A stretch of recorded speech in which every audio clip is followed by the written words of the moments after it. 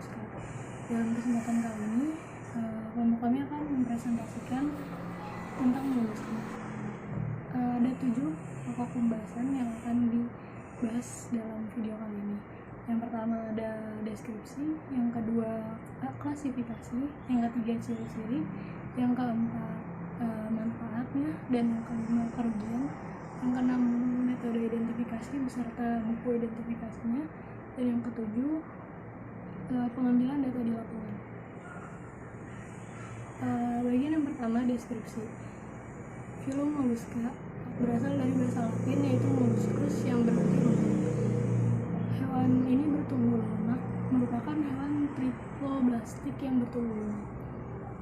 Umumnya mereka mempunyai cangkang yang keras atau yang disebut exoskeleton. Yang termasuk dari molluska itu ada cumi-cumi, sotong, kerang, dan juga siku. Klasifikasi mereka dibagi menjadi 5 kelas. Yang pertama Aptineura, yang kedua Scacopoda, yang ketiga Gastropoda, yang keempat Cephalopoda, dan yang kelima Pelecypoda atau Bivalvia. Contoh dari kelas yang pertama itu ada Chiton. Chiton itu memiliki kebiasaan menempel pada bebatuan, memiliki cangkang yang keras berjumlah 8 lapis yang berbahan dasar zat kapur, dan Chiton memiliki kaki yang pipih. Yang kedua Scacopoda, contohnya itu Dentalium vulgare. Hewan ini memenamkan dirinya pada substrat lumpur atau pasir. Cangkangnya berbentuk silinder dan kakinya itu muncul di ujung cangkangnya yang besar. Fungsinya itu untuk menggali ke dalam pasir. Yang ketiga ada kelas Gastropoda, contohnya Fissurella. Umumnya itu Gastropoda itu dari keluarga siput. Hidupnya bisa di laut, bisa di air laut dan air tawar. Contohnya Lemnaea javanica. Hewan ini berjalan menggunakan perut sebagai kakinya dan memiliki tentakel. Kelas yang keempat ada Cephalopoda. Contohnya Loligo spesies. Hewan ini memiliki tentakel dan pertahanan diri mereka dengan cara mengeluarkan zat intak. Umumnya tidak memiliki cangkang kecuali Nautilus ambilius. Dan kelas yang terakhir, kelas yang kelima ada Pelecypoda atau yang dikenal dengan Bivalvia. Contohnya Pernaviridis.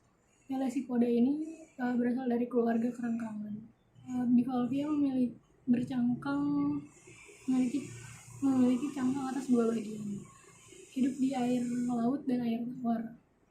Cangkangnya terdiri dari 3 lapisan. Yang pertama Periostratum, yang kedua prismatik, dan yang ketiga nacreas.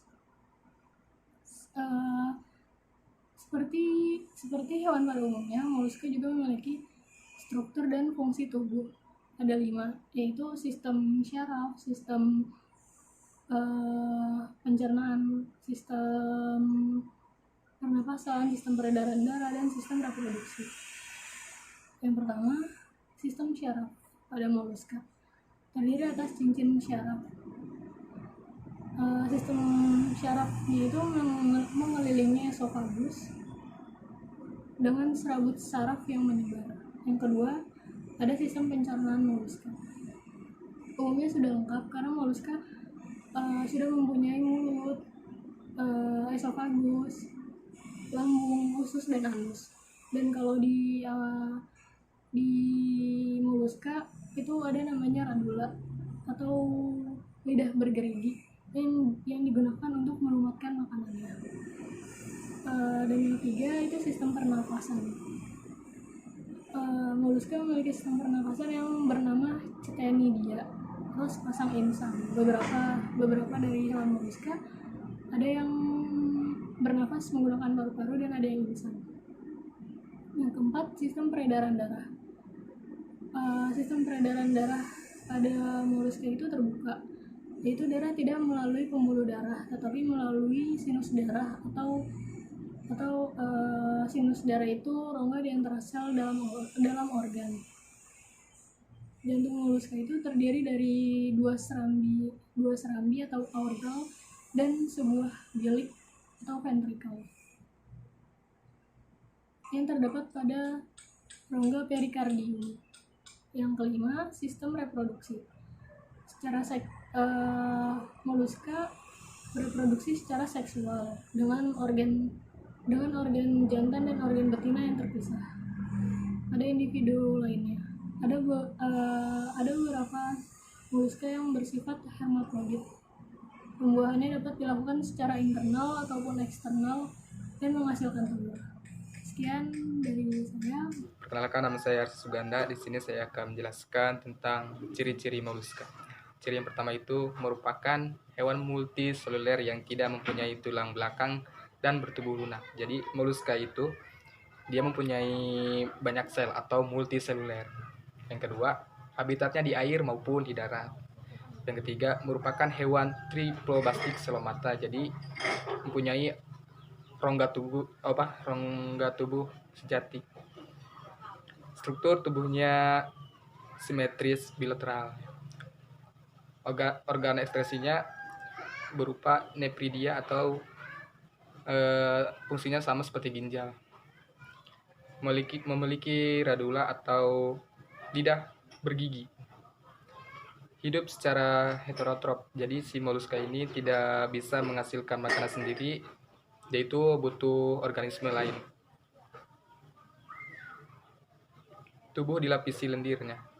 Kenapa tubuh dilapisi lendir? Tadi si moluska ini mempunyai multiseluler atau mempunyai banyak sel. Yang selanjutnya ada manfaat moluska. Yang pertama itu sumber makanan berprotein tinggi.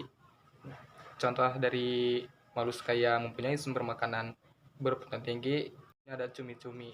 Yang kedua setong, yang ketiga tiram. Sebagai perhiasan, si cangkang moluska ini bisa digunakan untuk perhiasan karena mempunyai motif atau estetika yang tinggi. Yang selanjutnya ada bahan baku teraso. Jadi si cangkang moluska ini biasanya digunakan untuk lapisan dinding bangunan atau rumah seperti itu. Yang selanjutnya ada kerugian si moluska ini. Yang pertama itu bisa merusak bangunan kapal. Ada jenis moluska namanya itu Pteridona pallis, dia itu tubuhnya seperti udang. Dia itu bisa memakan kayu, otomatis dia itu bisa merusak kapal di laut. Yang selanjutnya moluska itu musuh petani. Kenapa disebut musuh petani? Nah, jenis moluska itu yang bisa merusak tumbuhan petani itu ada bekicot. Bekicot itu memakan tumbuhan petani seperti padi, jagung, dan lainnya. Memakan moluska secara berlebihan. Kenapa memakan moluska secara berlebihan? Karena dapat menyebabkan cacingan. Jadi si moluska ini perantara dari inang cacing. Jadi seperti itu. Terima kasih. Di sini saya akan mencoba menjelaskan mengenai metode identifikasi. Identifikasi yang dilakukan dengan menggunakan buku Siput dan Kerang Indonesia yang dijadikan sebagai rujukan dalam identifikasi jenis gastropoda yang ditemukan di lokasi penelitian, atau bisa juga sampel yang telah ditemukan diidentifikasi dengan menggunakan buku acuan Dharma, yaitu identifikasi jenis moluska, gastropoda, dan bivalvia yang dilakukan dengan melihat ciri-ciri morfologinya yang terdiri dari bentuk cangkang, panjang cangkang, lebar, dan lain sebagainya. Selanjutnya untuk pengambilan data di lapangan, kita menggunakan metode line transect, dan metode ini memiliki 3 tahapan. Yang pertama, tahap persiapan atau tahap prapenelitian. Kemudian yang kedua, tahap penelitian. Dan yang terakhir itu ada tahap analisis data. Untuk tahap yang pertama itu tahap persiapan. Tahapan ini meliputi observasi lapangan dengan tujuan menentukan lokasi penelitian, menyiapkan surat izin penelitian, penentuan waktu dan tempat penelitian, serta menyiapkan alat dan bahan yang akan digunakan dalam penelitian tersebut. Di antara alat dan bahan yang harus dipersiapkan adalah yang pertama, membuat garis transek untuk 6 garis atau stasiun, karena setiap garis bisa dibilang sebagai stasiun dengan panjang kurang lebih 50 meter dari bibir pantai. Kemudian yang kedua, membuat kuadrat dengan ukuran luas 50 x 50 cm persegi yang terdiri dari 5 kuadrat di setiap stasiun. Kemudian yang ketiga, menyiapkan alat pengukur faktor klimatik serta menyiapkan perlengkapan keselamatan kerja lapangan. Kemudian tahapan yang kedua adalah tahap penelitian. Pada tahap ini dilakukannya pengukuran faktor klimatik lingkungan sekitar, kemudian melakukan pengambilan sampel dengan metode belt transect dan hand sorting. Adapun langkah-langkah metode belt transect, yang pertama itu membentangkan tali rapia sepanjang 50 meter pada setiap stasiun dengan jarak antar stasiun kurang lebih 10 meter. Dan yang kedua, pada rapia tersebut ditandai setiap 10 meter dengan lakban hitam untuk menentukan posisi penempatan kuadrat yang telah dipersiapkan sebelumnya. Dan yang ketiga, menaruh kuadrat pada titik pencuplikan, kemudian mengambil sampel spesies gastropoda yang terdapat dalam kuadrat dengan cara Ekman grab atau hand sorting.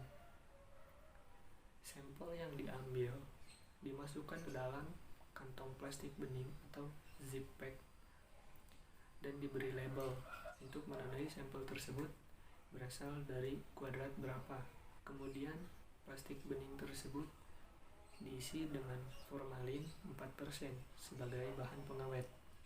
Dan yang keempat, setelah proses pencuplikan selesai, organisme yang tercuplik dibawa ke laboratorium untuk diidentifikasi melalui kajian literatur. Dan tahapan yang terakhir itu adalah tahap analisis data, di mana di sini kita mengkaji, mengidentifikasi gastropoda yang ditemukan dengan tentunya merujuk ke buku yang telah kita sebutkan sebelumnya. Dan untuk Ekman grab ataupun kuadrat itu dapat dilihat di gambar yang kami tunjukkan. Ekman grab adalah alat yang digunakan untuk membantu peneliti dalam mengambil sampel di lapangan agar mempermudah pengambilan sampel. Dan ini merupakan contoh dari kuadrat yang dibuat dengan luas 50 x 50 cm persegi dan ditempatkan di titik pencuplikan yang telah ditandai dengan lakban hitam. Kemudian ini ada gambar perbandingan jarak antar kuadrat yang ditempatkan di setiap stasiun. Mungkin sekian yang dapat saya jelaskan mengenai metode identifikasi. Sekian dan terima kasih.